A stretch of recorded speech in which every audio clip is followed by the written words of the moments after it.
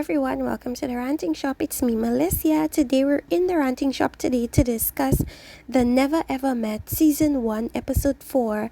And in this episode, we got a lot of context into Millie and her situation.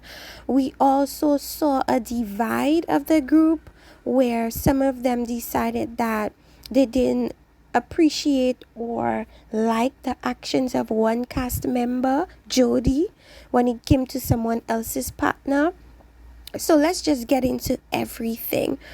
Once again, we have Shay and Josh in the boom boom room. So when these people say or clown Josh for always being in the boom boom room, they were absolutely justified in their observations because they're literally always in the boom boom room. They practically live in the boom boom room, which means that they're having a whole lot of sexual intercourse. And he's slathering on that honeymoon niceness, and she's loving it all. The rubbing of the feet, they don't have any disagreements. She's bypassed him having the baby on her, and she's let that go. They've moved past that. There's what else do they really have? What other big hurdle do they really have other than, I guess, slowly finding out who each other's real personalities are and if they really can be compatible or not? We noticed that rightfully so, they decided to just focus on their relationship, which I think is what you're supposed to do in the house. But they did take a stance at the dinner table. Jody and Aaron were making dinner, and who was it? It was Diamond, the other Aaron, Shay, and Josh, who decided to eat in the boom boom room and discuss what they had to discuss in the boom boom room. And so there's a very clear divide, and rightfully so, because this is not a house where there are singles who go about just getting to know multiple people. This is a group where there's already been couples established that are trying to get to know each other. So I think it does a disservice to the couples when somebody else who seems interested in one of them try to kind of infiltrate and cause even more drama. I do understand minding your business, but I also understand stepping in or stepping out and saying something when it clearly is going to affect the dynamic of the group. So let's go into Millie and Greg's situation. So we came off last episode. We saw that Millie wasn't comfortable with the kissing and the intimacy that occurred with Greg. She wasn't ready for it. And other commentators say, oh, like, what does she mean she's not ready for it? It's been 3 years. You better be ready for it. And to that, I reply, not necessarily, because we do not know the nature of their online relationship. In my opinion, all of these couples, yes, they spoke online, but it was never serious. It was an on and off type of thing, and it wasn't constant. So I take that length of time that they've spoken online with a grain of salt, and I give them some grace in regards to maybe it wasn't consistent, maybe they were seeing other people, maybe they were just pen pals, So even if you were talking to somebody for 3 years, it doesn't necessarily mean you know that person enough to engage in a sexual relationship with them the first time you see them. Maybe I'm just naive, but I also feel like people have online personas. People create this fantastical image around themselves that may not be real. So I think it is important when you meet that person face to face to gauge whether their online persona and their actual persona it matches, right? And that requires time. And I do not believe that it makes sense to kind of blur or complicate that situation with engaging in an intimate relationship, even if you do know each other for 3 years. I agree with Millie. You slow down, you take your time. And she wasn't ready for that kiss, period. And she communicated that with him. It's like, I'm not in a rush to engage with you sexually. Like, I want to take this time to get to know you, to ensure that I am making a good decision for myself, and also to ensure that I am comfortable enough and I trust you enough to engage in that. And I think that, I don't know, some men, they tend to not really understand that process. They see you physically and they want to get it on immediately, and it's like, when stuff doesn't work out, they're wondering, oh, why didn't it work out? Well, it's because you didn't get to know that individual. You didn't make yourself, give yourself enough time to determine whether that person was who they said they were. You know what I'm saying? And I agree with Millie. Take your time. However time you need, take it. Right? And Greg's whole thing is, clearly he thinks that sex is supposed to help everything and further everything along. And I do not agree with that. We heard that in his approach when Brandon was having issues with Sienna. He was like, oh, well, if you lay the pipe in the room, she's gonna behave herself for 48 hours. And I don't agree that, even by his own saying, it's not a sustainable response to toxicity, you know. And I'm happy Brandon didn't take that advice, you know. But in any case, we learned a lot about Millie's background. We understood further why she wasn't in a rush to engage with Greg intimately. She did have a traumatic past. She was hard, and she blurted that out when she was talking to her sister. And I feel like it almost came out like an explosion, like she couldn't hold it anymore. And she had to just say what it was, and she said it. And I understood why she wants to take her time in the intimacy route, because when something like that has happened to you, you have some pain attached to it. It's a major violation, and you have to be sure that the person that you're gonna go there with understands that they need to treat you a certain way, because it is a lot of trauma that you're holding on to, and you need to trust the person that you're gonna take it there with. Trust them wholeheartedly, because previously there had been a betrayal of trust, possibly, and also a major violation of who society tells you, or what society tells you that you are in charge of, which is yourself, your physical being. Right? Society tells you, well, if you don't want to do something, you have a right to not do it. Right? So if that is violated, and someone basically shows you that, well, you're not even in charge of your own body, then that is a next level of hurt, you know. And it often leads people to spiral out of control, because if I'm not in control of my own body, what am I even in control of? So I completely understand Millie.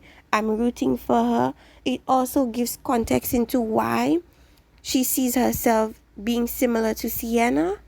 It's because she's created this very tough exterior as a means to protect herself, right? Because how she was prior caused herself to get violated. Maybe that's what she's thinking.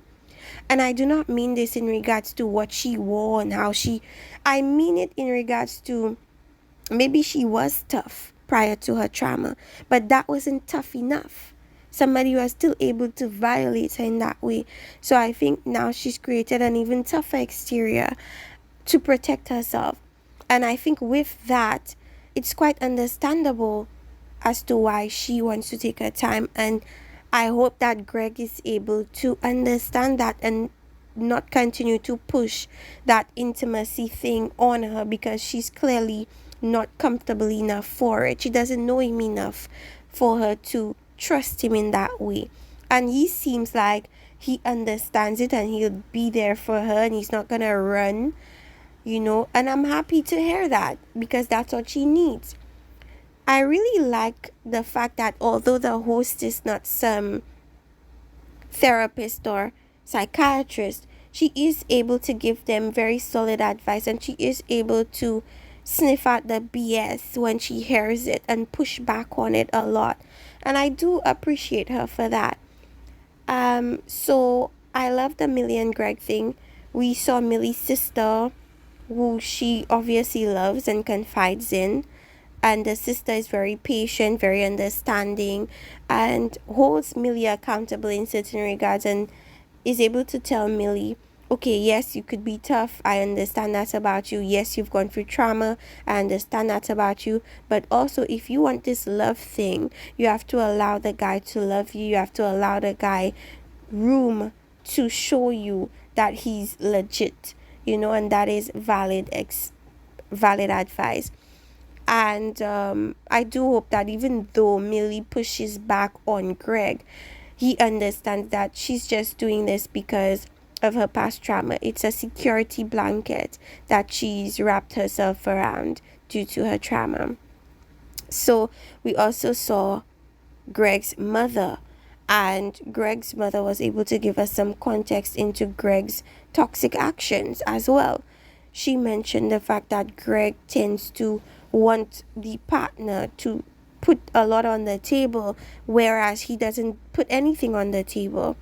And to me, that sounds like it sounds like a hobosexual, which is a guy that doesn't really have anything financially, resource-wise, and except for sex. All he has to give is what is done in the bedroom. And it kind of really ties two knots or two strings together in regards to who Greg is. It speaks to the fact that maybe how he does show his worth and how he does show his valuable nature is within the bedroom, which is why he's so eager to go there, because he wants her to see, this is how I shine, this is where I shine, because I don't shine anywhere else just yet, right? And maybe that's what it is. But what I think it tells us about Greg is he needs to tighten up wherever he feels like he's falling short, because Millie doesn't want somebody that's gonna treat her like the man in the relationship. I think she's done that for a while. She doesn't want that. And what she wants from Greg is a manly man, is the alpha man to her alpha female. We've heard that that doesn't even go well together, but I guess if the partners are comfortable in their skin and their roles, it works out well. Now, I do not get alpha male from Greg, which is for, and I don't think Millie gets alpha male from Greg. And I think that is why she's so hesitant when it comes to Greg and his supposed alpha maleness. She doesn't buy it. And she's now questioning, is that the person that I spoke to online for 3 years? So I completely understand again while she's not in a rush to engage with him sexually, because some things are not adding up with Greg. Now, everybody got along well. The family communicated well. The mother is very understanding and happy that Greg has improved the way he navigates dating.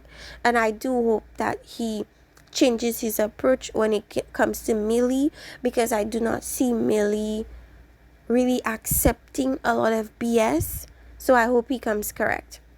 So hopefully they flourish and become a solid couple in the house and out of the house. Now let's speak on Diamond and Aaron.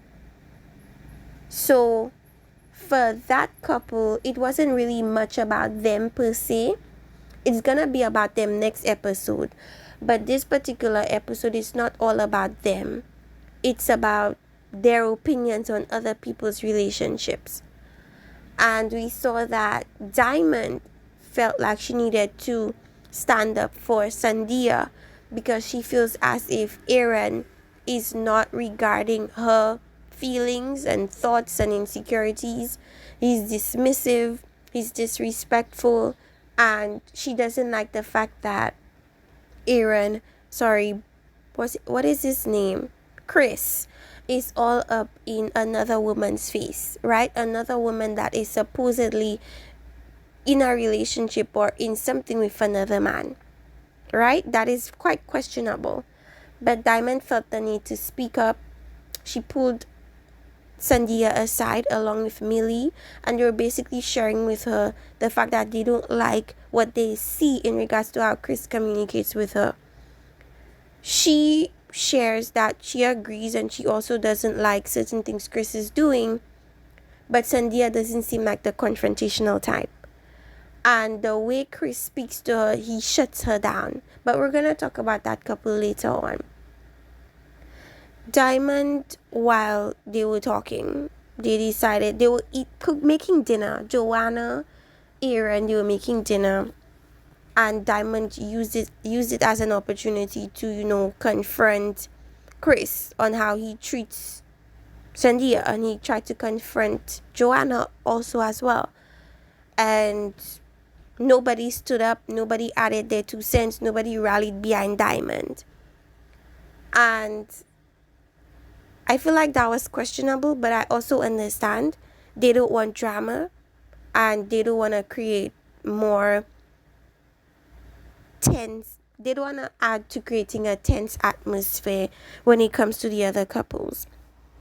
Now, the fact that Aaron had the same opinions as Diamond but didn't feel the need to back up and stand up with his woman, it says a lot.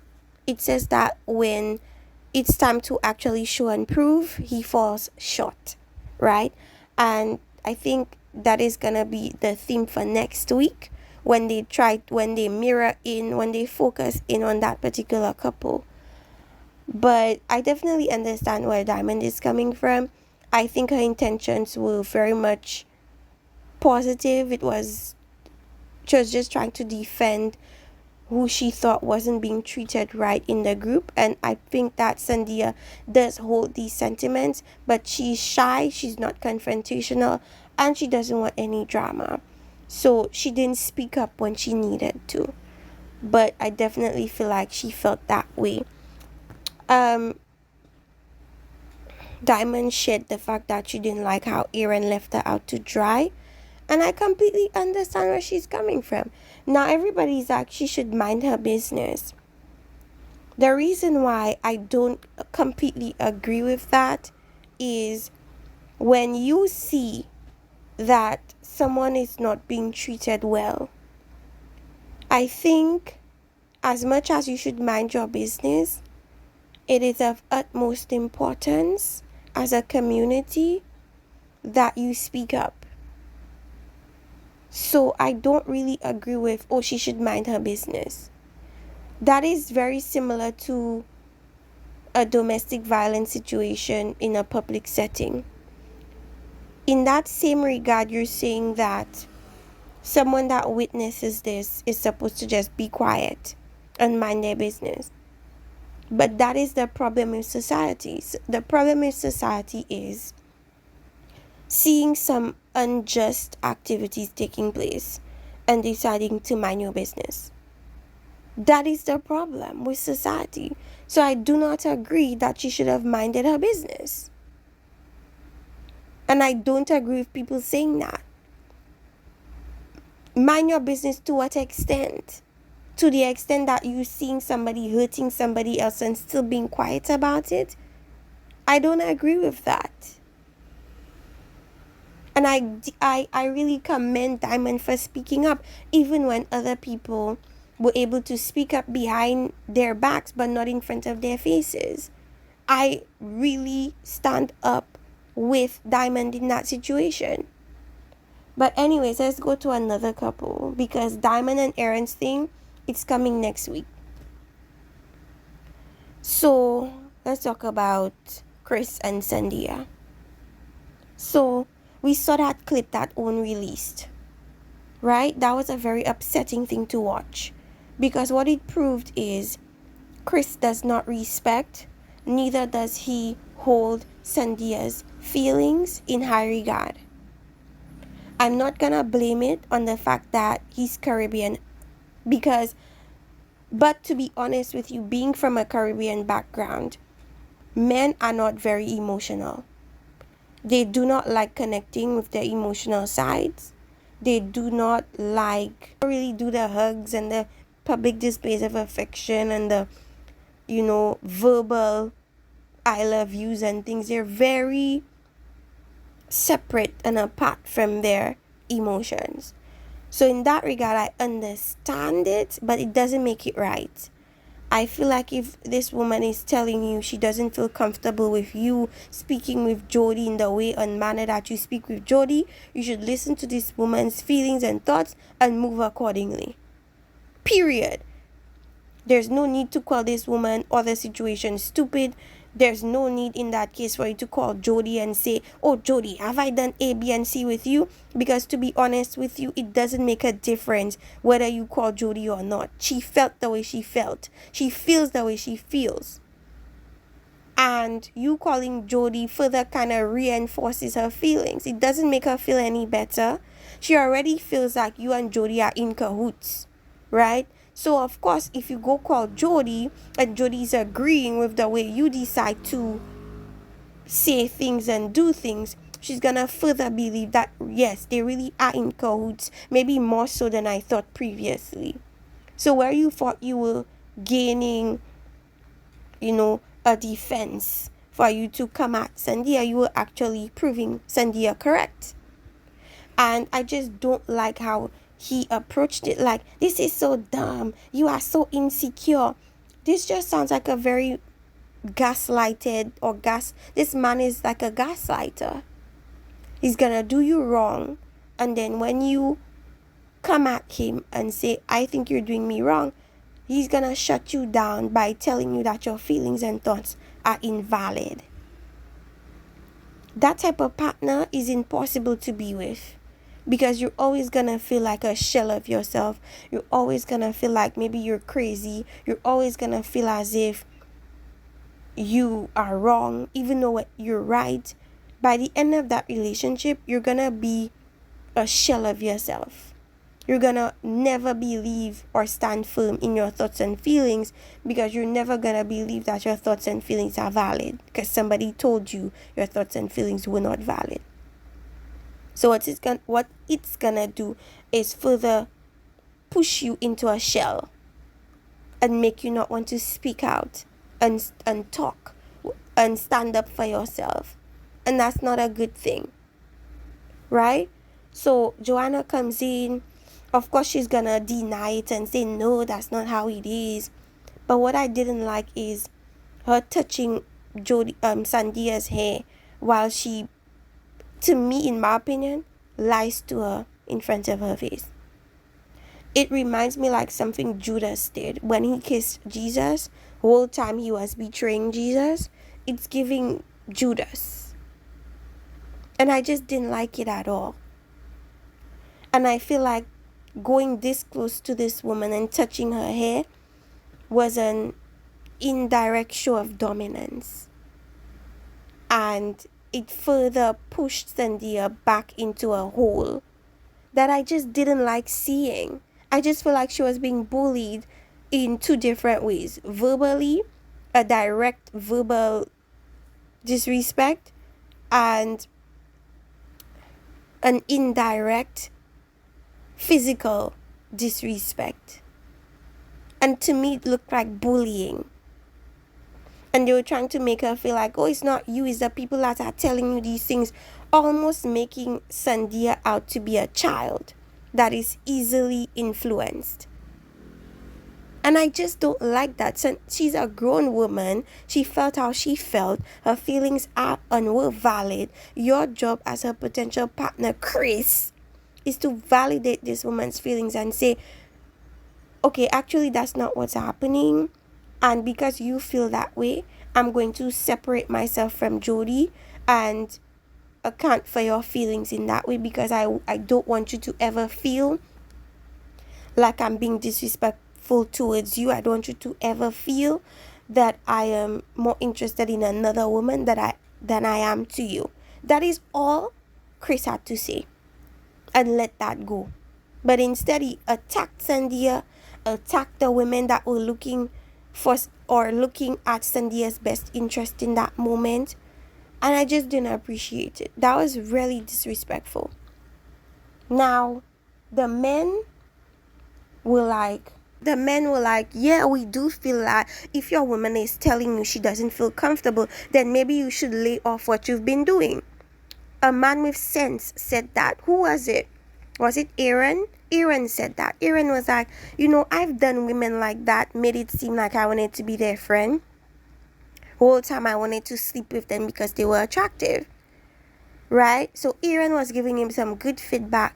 Greg was giving him some good feedback. And instead of like embracing it, all he did was push back. No, that's not what it is. What you guys are telling me are wrong. It's not that I should change my behavior. She should stop being insecure and jealous. Wow. And I think what that spoke to is a man that to me has been hurt, stubborn, unwilling to change, and feels like he does nothing wrong. But in this situation, Chris, you're wrong. And instead of listening to these men giving you good advice, you prefer to listen to men like Brandon, who's agreeing with your nonsense and basically saying, okay, well, because you're jealous, you're gonna want to dictate everything I do and try to rule me and command me. And I don't think that's necessarily the case. I'm not saying that what he's saying is a complete lie, because sometimes a lot of women being insecure, they do think that the solution is to try to rule what the man does. Oh, let me see your phone. Oh, come back at 9. Oh, constantly call me to make me make sure that, you're not doing something crazy. I agree. It could go to that extent. But you could also not let it get to that regard and address the insecurities at that moment and not disregard it. Because literally, all you're doing when you disregard this woman's feelings and emotions is lead up to what you say you don't want her to do, which is basically rule you and command you and demand you do certain things. That could all be avoided because it makes you uncomfortable. It's simple. But he's unwilling to do that because he doesn't like Sandia enough to go to that extent. And that is unfair to her, and I don't like how she was treated this episode. But I also don't like how she doesn't speak up for herself enough. Because this man is going to run all over you to your detriment. So anyways, he's continuing to be stubborn. They spoke with the host. The host was giving him some good advice, because he basically said that her feelings are invalid. The host was like, her feelings are very valid. And the example you gave is not that her feelings were invalid, but what it was that what she felt didn't end up being true. What he's saying is, what she thinks is not what's happening, so let me ignore it because it's not what's happening. That's not how you navigate a relationship. You tell your other partner, hey, this is not what it is. Let me prove to you that this is not what it is. That's it. But his thing is, no, her feelings are invalid, because if she's thinking I'm cheating and I'm not cheating, then it's not valid. And I'm like, oh my goodness. This man is so disrespectful and it's disgusting in his approach. I really hope that she decides to just let things be, let him go his way and go her way. Do I feel like he's interested in Jody? No, he's not. And it's very problematic to me that Jody feels like, oh, women should act like men, and that way they're not going to get hurt. The irony of that, when clearly with Chris's approach, he's still gotten hurt. So what's the point? Whether you're acting tough or whether you're acting like you don't care, you meet the right person, all of these guards and these walls that you have up is gonna come down, and you're gonna give that person a chance to hurt you, and that person is gonna hurt you, and then you're gonna come at somebody innocently that did nothing to you and come back even 10 times harder, as if that person is supposed to kind of soothe the fact that you let somebody else hurt you. It's unfair, right? This all has to do with your own insecurities and has nothing to do with Sandia, period. But anyways, the coach gave them some really good advice. Listen to her, listen to what she has to say. This is not about ego at this point. This is about understanding and coming to a point with somebody that you think that you have something serious with. Now, when she suggested counseling, I'm like, so early? That man doesn't even know if he wants that woman. That woman doesn't even know if she wants that man. And already counseling? I agree with counseling if they together feel as if this could go the distance. But if they're just trying to see where each other lay in certain regards, I don't think that it makes sense to go to counseling. I don't think it's that serious to the point where they need counseling. They don't know if they want long term with each other. They don't even know if they like each other at this point. So counseling is a bit crazy to me. It's just funny to me how everything they're doing in this show, like the tantric yoga and all these things, it's for people that for people that are in long-term relationships who don't know their next move. I don't think it's for people who don't know or are getting to know the person they've been talking to online. It just to me seems immature. Like, I don't even know this person yet. You're suggesting counseling to me. I don't even know if I want to know this person any further. I don't know if I want children long term, whatever it is with this person, and you're telling me that I should suggest counseling. That's crazy to me. And I should do yoga with somebody I'm not even really interested in. To me, that's crazy. And I don't even know if I want. I think it's pushing it a little bit. But anyway, the hoax of a couple, I don't know, these people are playing in my face and they're playing in everybody else's face. Jody and Aaron. If a lie were two people, it would be Jody and Aaron. How dare you guys lie to us viewers? It's crazy to me how we already know they have zero chemistry. It's giving friend. It's giving that's my good gay friend. And it's giving that's my good female friend. It's not giving that we're interested in each other romantically. And to think that these people could bamboozle their way onto the show and continue to lie to us as viewers is hilarious to me, because it's so obvious that they're not into each other romantically. And when they go to speak to the host and the host is asking them, do you guys have a connection? The blatant lying is sending me to space at this point. Because the host knows she doesn't see any chemistry between you guys. She's just giving y'all an opportunity to lie in her face, basically. She knows you guys have no chemistry. She knows you guys are just here to be on TV. She knows that. She sees that. Which is why she's asking whether you guys have chemistry or not. And for you guys to lie, I don't appreciate being lied to, and I do not appreciate being made a fool of when I'm watching TV. I do not want it to be this obvious that I'm being taken a fool of for. Aaron doesn't even try to be convincing. Oh yeah, we do have a connection. What connection? A friendship connection? I would agree with that. But a romantic connection? Absolutely not. Where? I just don't like people lying to me in my face. It just is not good. And I don't think anybody likes being lied to like this. Because nobody that sees a romantic connection in the woman they're interested in would be okay with Chris and Jody getting on how they get on. You being interested in Jody, that would affect you in a way. I don't care what anybody says or says. That would affect you in a way.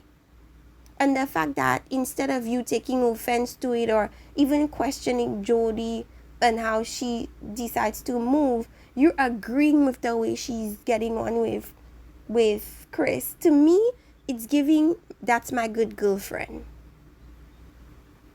It's giving that's my good girlfriend. It's not giving that's my potential romantic partner.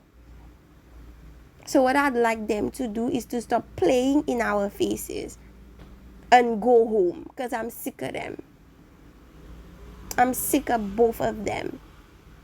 Yes, Jody, you are inappropriate with the other person's partner. She tells you she's feeling uncomfortable and you proceed to tell her, no, that's not what it is. And I'm pretty sure you're not interested in laying off Chris. I think you want to pursue Chris even more, which is disgusting. And I do not support.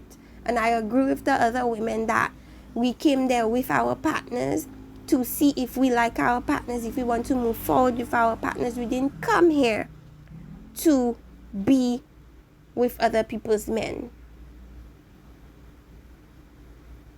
And I think she should consider Sandia's feelings and leave Chris alone. And instead of trying to formulate bonds with Chris, formulate bonds with Aaron that you said you have a connection with. Which none of us believe, by the way.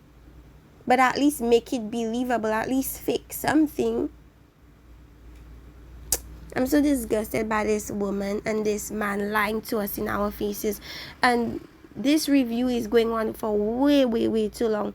I forgot to mention Brandon and Sienna. I'm really liking the fact that Brendan finally decided to put his foot down and not pursue, or is not interested in pursuing anything further with Sienna, because he's tried and he's realized that her issues run deeper than him. Let me know in the comment section what you guys thought of this episode. Subscribe and see you guys next time. Bye bye.